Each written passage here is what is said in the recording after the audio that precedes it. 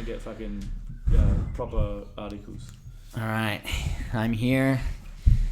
Gib is not here. You might think that little red thing in the corner is Gib, but apparently not. Subscribe to us. Get keen to make him keen. That's the slogan. I'm going to come up with a new one soon. Every week I'm going to come up with a new slogan for you guys. All right, hold up 1 second, bro. Hold up, bro. Let me figure this out. All right, today's topic is why promoted women are more likely to divorce. I'm going to tie this in with hypergamy and the wage gap going forward. Hey. And Gibbs there in the background still. Hey, bro. This workplace, we've got the females of the species dominating. Let's get in it, boys. Do you want to read or shall I read? How you going? They're getting keen. Hey. It just takes them a little bit of time to get more keen. Yeah, it does. All right, let's get into it. Right. Having a successful and enjoyable career alongside a fulfilling romantic relationship is a life goal for many of us. And even in the most gender-equal countries, finding a partnership that lasts is trickier for high-flying women than men. Well, this is in Sweden, so Sweden's pretty progressive, so they're all about the feminist movement. Yeah, they want to promote female empowerment and build women up to the top. So yep. So it just proves in this equal society, they're having more divorces because these girls are getting promoted and then it's leading to a divorce. But exactly. We'll continue. Yeah. In Sweden, which ranks first in the EU's Gender Equality Index, thanks to factors like generous parental leave, subsidised daycare, and flexible working arrangements, economists recently studied how promotions to top jobs affected the probability of divorce for each gender. The result: women were much more likely to pay a higher personal price for their career success. Yeah, which is just obvious. What man would want to be with a woman that's earning more? I don't know. I mean, it's challenging because obviously, men today factors come into it. Such as who wears the pants, who's the dominance in the relationship. And as you said, in the progressive society that we live in, men nowadays are being pushed to be in that role and to learn to live with it. Yeah. So, I mean, but innately, I think men would be, men wouldn't want to be in that role. Men would think to themselves, I want to be the one earning the most. You get what I'm saying? So they probably know deep down that if the girl earns more, it's a ticking time bomb before the chicks will leave. That's right. And what I was always told, if women have the power in the relationship, pretty much it'll never last. That's what I've seen in a lot of relationships. So and if it does kind of last, it's because the guy is miserable and he's just trying to hang on to the kids or whatever. Exactly. Not trying to get divorced so he loses everything. That's right. So we'll continue on. Promotion to a top job in politics increases the divorce rate of women, but not for men, and women who become CEOs divorce faster than men who become CEOs. Summarizes Joanna Rickney.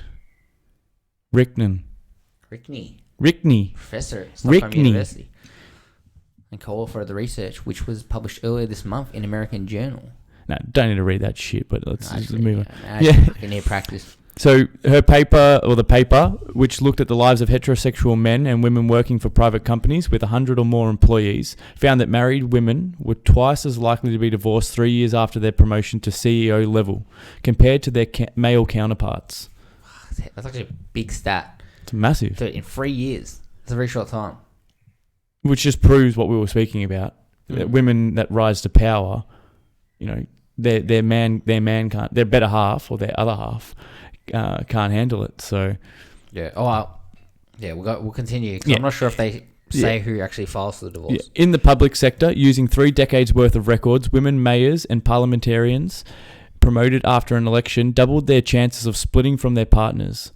75% were still married 8 years after the vote, compared with 85% of those who didn't get promoted, while there was no evidence of a similar effect for men. Female doctors, police officers, and priests who progressed in their careers also followed the trend. So this is the female hypergamy kicking in. Yeah, massive. So Rickney argues that although Sweden has provided the legislation and societal structures to create the expectation that you shouldn't need to choose between family and career, the research reveals that what happens to families when women progress up the career ladder is often a different story. Did I just skip a part? Yeah, you did. Yeah. I was lost for a second. I was like, okay, well, we scrolled that down. Hang on. We can cut that. So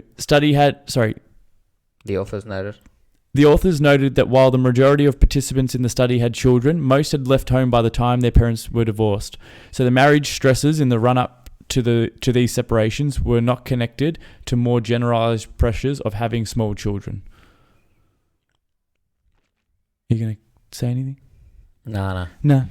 Just keep reading. Rickney argues that although Sweden has provided the legislation and societal structures to create the expectations that you shouldn't need to choose between family and career, the research reveals that what happens to families when women progress up the career ladder is often a different story. Many couples experience stress and friction when there are changes in the division of their economic and social roles. For example, due to the impact on the amount of leisure time they can spend together or how they divide up household tasks. But this, the research team argues, is often amplified when it is the woman who is promoted because it creates more of a mismatch of expectations. Yeah. Because, dudes growing up would have expected a certain household role for the girls. Exactly. And exactly. Now they're shell-shocked. I don't know about shell-shocked. But but they're pushed in, flabbergasted. Yeah, they're pushed into these tasks and this role that they weren't conditioned to sort of. Yeah, they're not used to it, and they got to kind of learn on the job. It's frustrating. Plus, they're working as well full time. Yeah. They're probably expecting that from her, but then obviously this girl's making more money, so she feels a more sense of power. Yeah, Joanna Rickney also says that it is still seen as quite unusual for men to be the main supportive spouse in someone else's career. And this is 100% correct, I believe, that men have been raised a certain way and they don't believe that they should be the one that's doing roles and tasks that in the past have been known as feminine. So cleaning the house, looking after the children, cooking. Every day, cooking, cleaning. We're not saying that men shouldn't do that. Men should be able to do that, but naturally, men are going to want to provide, and they're going to be the ones that can go out and get that money. Yeah. So it's a bit of a shock, but it's interesting to see if they could adjust or not. As in, if they're cool with it once they adjust it. I don't think it's I don't think it's a natural thing that men can be conditioned to, though. I think how women were always that way, due to just the dominance of man over time. Yeah, like in those roles. As history's shown us. I don't think going forward, no amount of conditioning can make the man, unless they make women earn and dominate the work, the industry. The workplace, then I don't think men can ever be dominated in that way completely. Yeah, it'd be hard to adjust. I mean, some dudes might go into that, but this is what's interesting here when they said, well, Rickney's research, I don't know if you want to read the next. Yeah. While Rickney's research did not measure which party initiated divorce in each case, one theory is that the husbands of top managers who got promoted found the situation harder to deal with than wives who were married to high-performing men. She points out that the marriage market had not kept up with the labour market when it comes to gender equality, since it is still seen as quite unusual for men to be the main supportive spouse in someone else's career. Oh, this is where I don't know, because it goes from person to person. Yep. Like if a dude is not the main income supplier, is he cool with it? Like I know a lot of dudes that would want to be stay-at-home dads. Betas. Like happily be. Betas, bro. I don't know, they're kicking it, bro. Living the dream. But they know that obviously the girl loses interest because female hypergamy. Exactly. They look elsewhere. But I think that's what happens.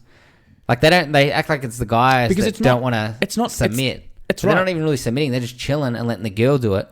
They're like lions. When a girl looks, okay, so just say you just said then, you've got guys that that would be the stay-at-home dad, right? Yeah. When the girl comes home and she's that high-performing woman, right? She's got high standards. She's going to look at her man, and that's not something that's attractive. Like it is. Women still they still want to see a man that can look after the children and can support the family, but I think it's too feminine. Yeah. Well, pretty much. We sound. It sounds. I don't know how that sounds. I don't know how that sounds. I don't know how that sounds, but I just think that that's not something that women find attractive, whether they want to admit it or not. Dude, yeah, it's not attractive to women because this is what's going to happen, yeah? A girl will earn money. Yeah. The guy will regress or whatever. So he has to chill and do like the more of the... He could still be working though. Yeah, he could hit the gym. But I think if he doesn't... Yeah, he might be... Dude, if I was like a house husband, dude, I'd hit the gym like every day. It'd be the best thing ever. But you'd get mad insecure because your girl will be out making money. She'll be looking like at you... You're trash. Yeah. And then you're thinking what she's doing outside of it. Like she's meeting other guys that are powerful. And then her film on hypergamy is going to kick in where she'll look for other guys. This is why I think... She can already get whatever man she wants, whether she was rich or not rich. Yeah, but she wants to aim up real higher than her because girls want to date up. That's what this is. There's a part in this article that we'll address where I think it's the girls that leave and initiate the divorce instead of the guys. They're trying to claim it's the guy that's... His masculinity is getting questioned or whatever. But I think it's more of the girl hypergamy just kicking in and she's just looking at the guy like, oh, he doesn't earn as much as me. He's not as good as me. I need to find someone better. Yeah. And that's what happens. That's why these girls... Isn't the saying like women, like they always expect more? Like women always expect more, no matter what. Even if they come from a really good culture, a really good upbringing.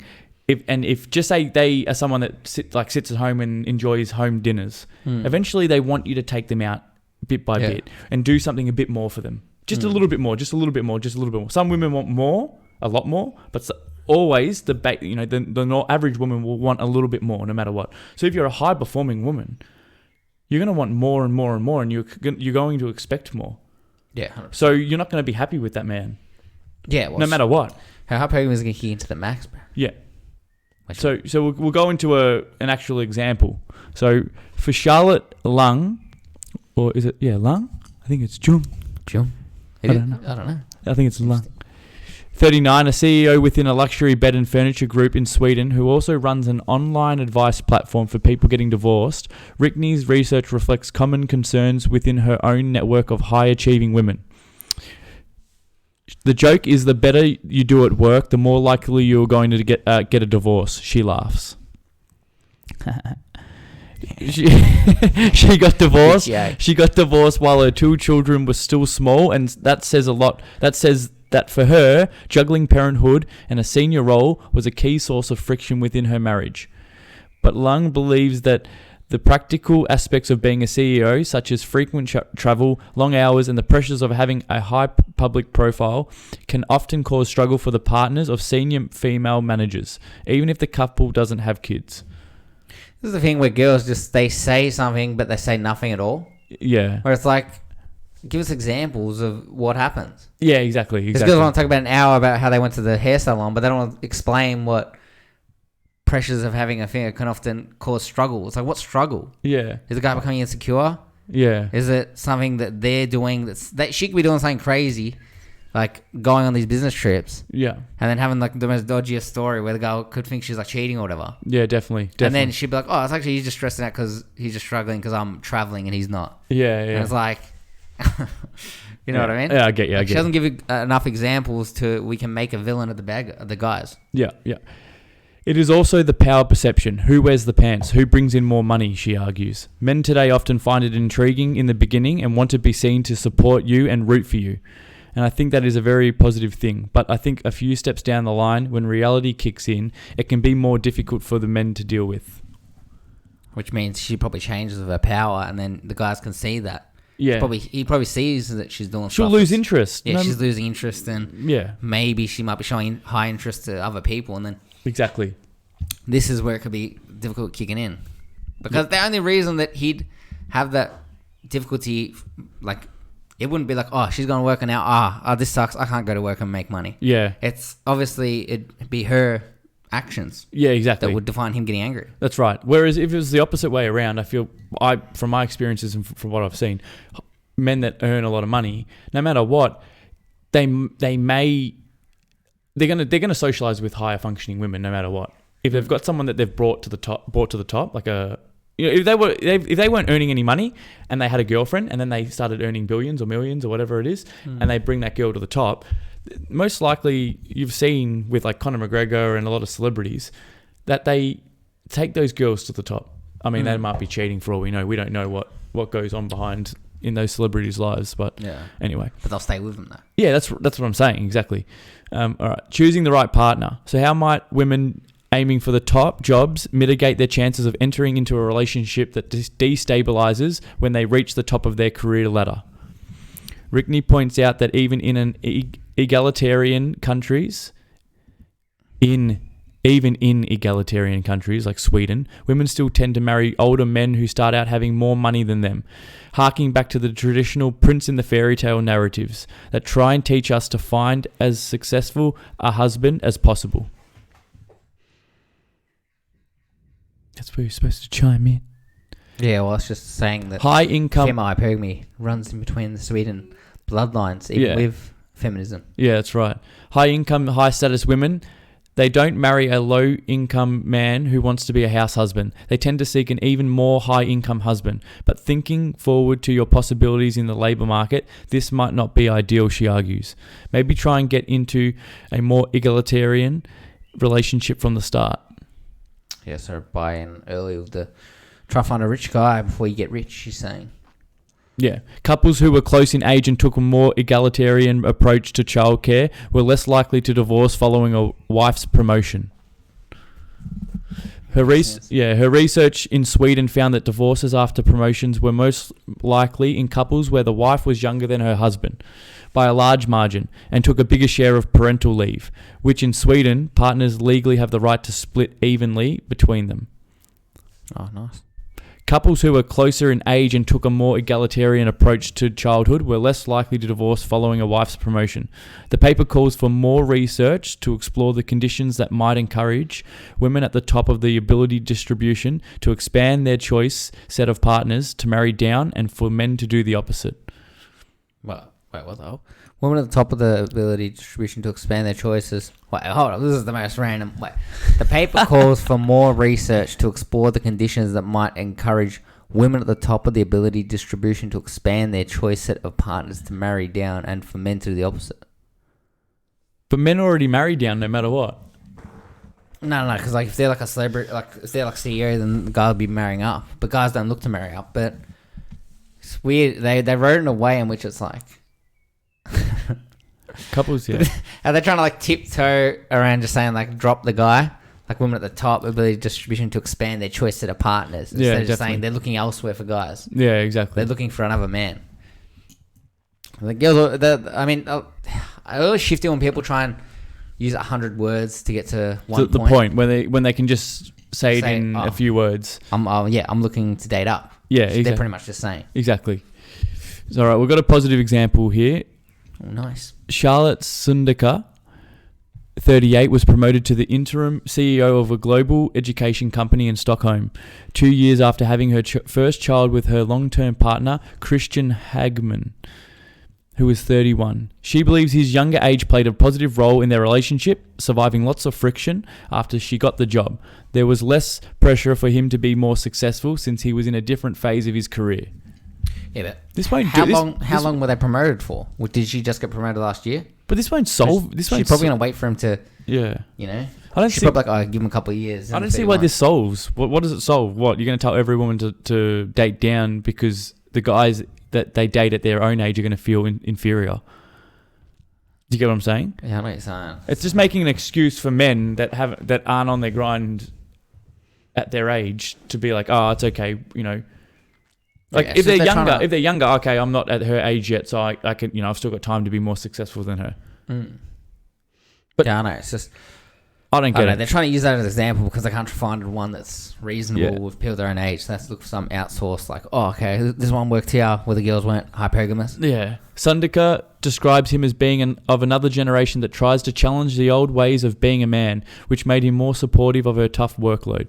But both parents argue that the core reason they remained together was frequent and honest conversations about the challenges they were facing. When she actually started, she was obviously consumed by it. That is the nature of being a CEO, says Hagman. I was a bit sad about not connecting with her on a daily basis from a relationship standpoint. This guy's sounding like a beta. But she saw me and she listened to me, and I did the same. Like, do you see how the roles are reversed? It's like, he's like sounding like emotional and like clingy, which is what you shouldn't be. Like, what's this guy doing? He should be on his grind. He should be on his purpose. He should be going out there and being the one, not even earning more than her. He doesn't need to earn more than her. He just needs to go out there and be the best he can. Well, that's why this relationship probably won't last. That's why I was wondering how long it's been going on for, because she doesn't. This is a relationship where she's like using the guy. He's like the seal, or like the penguin. Yeah. The Patrice O'Neill shark and definitely. She's just playing with him, and then she get bored of him very soon because it's not a challenge. He's not on his grind. He's not working hard. I mean, he could be. He could be on his grind, but he's not earning more than her. But what we've seen with that small snippet is that he sounds emotional. Yeah, I know. Anyway, he's too much in the blue pill matrix. That's right. The couple says that having a long-term perspective was also essential, with an understanding that Hagman would want to have his own, more career-focused period in the future. He has since started his own design consultancy, while Sundika now runs her own business and heads up Owner Shift, a Swedish think tank designed to empower more women to do the same. Well, I mean, he seems like he's on his purpose. Yeah. Divorce CEO Charlotte Lung believes that increased awareness of the common challenges faced by couples after women are promoted into more senior jobs could also improve the chances of relationships survival, even for those who start off in more gender traditional roles. One has to be careful about putting on a feminist hat and pointing fingers, because nothing has really prepared men for this change. Practically, she says, we need to provide better tools and raise awareness of the subject by talking about it. See how this is like degrading? Sorry guys. So this is like basically this is like talking children. Yeah, talking condescendingly to like men and like into putting those whispers into like little boys by saying it's okay if a woman's better than you. That's the thing that kills me, because they didn't say. They I think up at the top of the thing they said, at the top of the article though, they didn't want to disclose which sex gave the divorce papers out. Yeah. So if it's women, then it nullifies this whole, we need to try and learn feminism. Yeah. Because the girl's opting out. Yeah, exactly. I mean, the guy might be insecure or whatever, but realistically, they can't always be insecure. No, like that's right. They're not going to take ownership of maybe being hypergamous and looking upwards. That's why we'll go into it in the future, down a bit. Once I'll go into it again. So this article continues into the benefits of divorce. So it's only getting better here, guys.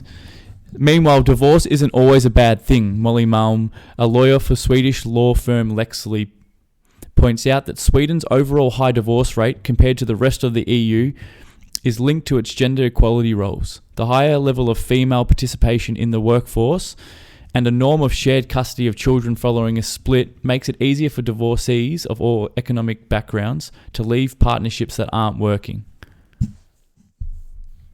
Getting a divorce doesn't always need to be the end of the world, says Malm, who points out that it has become normalized in Scandinavia to get married multiple times or have several long-term partners across a lifetime. Sweden is not very religious. You get married because it's romantic and joyful. That's a feminist thing. Feminine thing to say, romantic and joyful. It goes hand in hand with a big celebration. It's like going to the movies. It goes hand in hand with a big celebration. If it doesn't work out, you know that you can file for divorce. It's like they're just degrading. I think they're degrading religion and marriage all around the world right now with all this. Anyway, Rickney's data suggests that women who divorce after scoring top promotions are less likely than men to remarry or have a serious relationship. But from her work, it's not possible to conclude whether they are happy without a partner or if they found it harder to find someone new compared to their male counterparts. However, one constructive consequence of high divorce rates, she argues, is that it becomes much easier for both men and women in Sweden to hold senior roles in business and politics without a partner. In other places, if you're on the campaign trail and you want to appeal to voters, you almost have to have a spouse by your side. The same thing might happen for CEOs, that their spouse becomes a necessary asset in their world of work. But in Sweden, that's not really the case, says Rickney. Don't finish it. Society has accepted divorce more, and it might be a positive thing. Fuck, it's like I'm in like grade 1, grade 2, and I'm like reading it out to the teacher. If women get And then into one more paragraph. Bro. yeah, I know. If women get into unequal relationships with a spouse that will not support their career, divorce lets them continue their careers alone and possibly look for a new partner. I love how they just make normalizing divorce. Yeah, I know. It's not necessarily ideal to stay with the same person your whole life. And now we're not. Now we can get into but this. hey, we're not one to say. I'm not one to say like I truly believe in marriage, and I somewhat agree with them, but they're painting it in a completely bad light. Marriage. It's like if someone wants, you should be promoting lifelong partnerships. Do you get what I'm saying? You should be. That's why it completely nullifies them saying they need to teach guys better about relationships and how to handle feminism and a woman in power. But now they're saying it doesn't really matter if you get divorced anyway. So what's the point of putting these seminars in to help men be better in these situations when divorce doesn't matter anyway? Yeah, exactly. So it's like, whatever, you have divorce. You have divorce. Which means that they're not even really marrying for love. They're just marrying because it's fun at the time. That's right. But it's interesting. Yeah, if everyone's conditioned that way, then everyone's going to know that this is never going to work out. Yeah, it's like it's built to fail. Yeah. But it's funny how they say that the women who divorce are scoring... The men are more likely to remarry and get a serious long-term relationship. Yeah. But the girls are finding it harder. The girls are in those positions. Yeah. Which means the guys probably weren't acting out as much as the girls was when she was getting the female hypergamy kicking in. Yeah, definitely. So it's crazy because they're trying to blame guys, but the guys have no problems finding another girl, but these other girls turning into crazy Catwoman. Not crazy Catwoman, but they're becoming single, they're alone. Yeah. Yeah, they can get any guy they want pretty much because guys will bang anything, but they're struggling to keep the men or finding someone to marry. Yeah. Which just proves that once they're raised up to a certain point and they're only looking upwards, their pool of men decreases dramatically of guys they actually want to date and marry. So they're only really either going to try and find a guy that the other girl found who was younger and more into his feminine and emotional, his full blue pill, and he's going to suck up to the girl, which she'll go over him and she'll just use him for non-sexual attention. I bet the guy's not banging that much. Yeah. I mean, he'll have sex every now and then. I think he's not running the relationship. Yeah. And one more point to add is that I think those women, through hypergamy, they'll get rid of that guy that was doing all the housework and that was being the supportive role model. Oh, yeah. And then someone that's more successful. But guess what? That guy that's probably more successful probably doesn't have the qualities of that guy. Do you get what I'm saying? So, like, they'll date up and it will fail. Yeah. And they've already gone to the top pool. So then they're left being... that they don't believe that they can ever be in a relationship that's going to be good for them. Do you get what I'm saying? Because the men that are lower than them can still find a girl that's lower than them. Yeah, well, that's the thing. Whereas she's going to always think that she can get better and that there might not be better once she's got some, Yeah, I know. She might reach a point where she can't get anyone better than her. So then she gives up. And that's when you see women when they're like 35 and over or like 30 and over. It's going to be hard for the girls because these girls are trying to copy guys. Yeah. Nowadays. Yeah. So that means become successful, make money, and they're going to be pretty much, they'll make money when they're about 40. Yeah. Let's just say 40, they'll hit their financial prime. Like, obviously, they'll increase after that. But once a girl hits 40, her sexual market value is decreased. Definitely. She's in her prime. Definitely. Which is interesting because they're trying to copy men's success, pursuit of happiness. When guys turn 40, that's pretty much when they're at their prime sexual market value because that's when they're financially all right and stable and they can be fit. And but they're trying to make men act like women. So that means that men, even if they do lose their sexual market value when they get older, they're teaching men that they like women for money. Yeah, no, but that's not how it works, though. But no, I'm just saying, but if they do condition it that way, men will go with women for the money and be in that role. Like a woman. I don't think men will change. They can't change DNA. No, I don't either, but I'm saying that's what I think what they're trying to do. Yeah, that's what they're trying to say, and it leads to girls not being happy because the girls are trying to copy the man's game plan. Yeah, exactly. And then they realize that, oh, wait, why aren't I getting... they can get guys that they can sleep with. Yeah. But they can't keep the guys because those guys just want to bang everything. Yeah. But a guy that's 40 can easily get a girl that's like 20 and then just pay for it. Exactly. But they can't keep it. And then they're going to be... that's why girls, when they're... it's interesting. I mean, it's funny because the girls when they're like 20s or whatever and they're like finding sugar daddies, they're kind of putting themselves in a better position in the feminine and their original female form than they would be trying to make money and trying to get these younger guys or guys their own age. Because once they get the guys their own age... they have to earn more than them or they won't respect them. But those guys are going to date down because this girl isn't as powerful as she was when she was in her 20s at her peak. Yeah, exactly. So they're setting them up to fail, really. That's why they should be teaching the girls to pick up a guy when they're in their prime, which is like in their 20s or whatever. Yeah. Let him be the main alpha. Yeah. And then once... That's why the old school had it the best, when the girls did the housework and they did the cooking, because that wasn't them being submissive. Yeah. That was them using their skills to keep the guy. That's right. And that's right. If they're keeping the guy, they're happy. Yeah. You know what I mean? It's not about them being submissive. It's about we're not putting them in the best position to keep a man. We're not trying to These say... girls aren't keeping a man because they're making more money than him. They're getting attitude because they feel like the guy's nothing. Yeah. And they can't keep the guy that earns more than them because they're too masculine, because they think that they're men now because they're trying to copy the man's game plan. Yeah. It's hectic, bro. It's crazy. No, you said it right. Women back then acted in that way for a reason. They acted pious. They acted virtuous. They acted by doing these tasks and being the person. They bear the child for a reason. Do you get what I'm saying? They bear the child because they're supposed to be the main supporter of the child. Yeah, they teach it. They teach it certain things and raise it properly. Taking the woman away from the child is actually a bad thing. Yeah, that's what I think that most women don't get. Take a mum from the child. Take a mum away from the child in the animal kingdom, in the nature, in the wild. See what happens. Yeah, the kid will die. Yeah, exactly.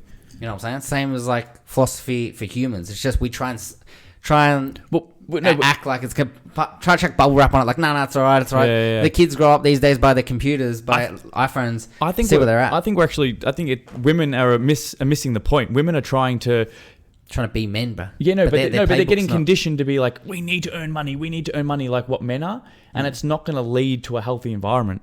So, they don't need the money. They just need to look after the children and keep evolving society. Do you get what I'm saying? Well, girls are at the happiest when they date up. We can pretty much show in this thing with these girls divorcing and then not finding a partner soon after. So they're actually at the happiest when they have a man that they respect and they're looking up to, who is the provider. And the best way for them to keep the man is by doing the housework and chores. Yeah. Which sounds misogynist. Yeah. But realistically, women were probably happiest back then. The divorce rates were decreased, marriage was up. And the whole family unit was a lot stronger than it is now. That's why I believe that the feminism is just a small movement that has just grown over time. Like, it was only a small amount of women. Like, you see all these... It's crazy. I think they get manipulated because it's so emotional. Yeah. But they're like, it actually is. We can work. Who the hell wants to work, bro? Yeah. Like, I mean, we kind of want to work because you get respect and we know what comes with it. Yeah. But, dude, if there was no such thing as female hypergamy and I could just have a holiday every day, I wouldn't work. Yeah, exactly. I mean, I probably might just because of my upbringing, but that's because it changes. If I was born tonight, or like born yesterday, and I was just holiday, bro. Yeah, like, you know how you're a kid and you don't want to grow up. It's like that. But when you're older, it changes because you understand the world better. Yeah, it's crazy. Anyway, brothers, we broke down that. Subscribe. We broke down the article. Let us know what your thoughts are. Comment.